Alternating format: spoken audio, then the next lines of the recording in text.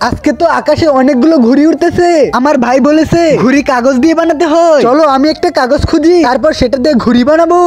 আরে ওয়াও, আমি তো কাগজ পেয়ে গেছি। চলো আমি কোথাও বসে এই কাগজ দিয়ে ঘুড়ি বানাই, তারপর আকাশে উড়াবো।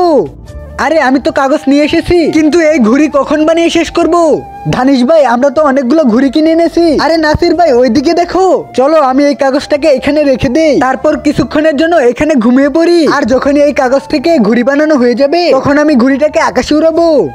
তো বন্ধুরা, মাকে তো সবাই ভালোবাসে, কিন্তু বাবাকে তো কেউ ভালোবাসে না। কিন্তু বাবাও তো সন্তানের জন্য কম কিছু করে না। তাই আজকে দেখবো কে কে বাবাকে ভালোবাসে, আর বাবার জন্য শুধু একটা লাইক সাবস্ক্রাইব করে, আর কমেন্টে আই লাভ ইউ বাবা লিখে যায়। আব্বে নাসির ভাই, এই ছেলেটা কতটা বোকা। কাগজ দিয়ে কি কখনো ঘুড়ি বানানো যায়? চলো আমাদের কাছ থেকে একটা ঘুড়ি তাকে দিয়ে দে, তাহলে এই ছেলেটি অনেক খুশি হয়ে যাবে। আরে ওয়াও, আমার কাগজ থেকে তো ঘুড়ি বানানো হয়ে গেছে। আমার ভাই ঠিকই বলেছে। আপনাদের কাছে কি মনে হয়? লাইক করে বলে যান।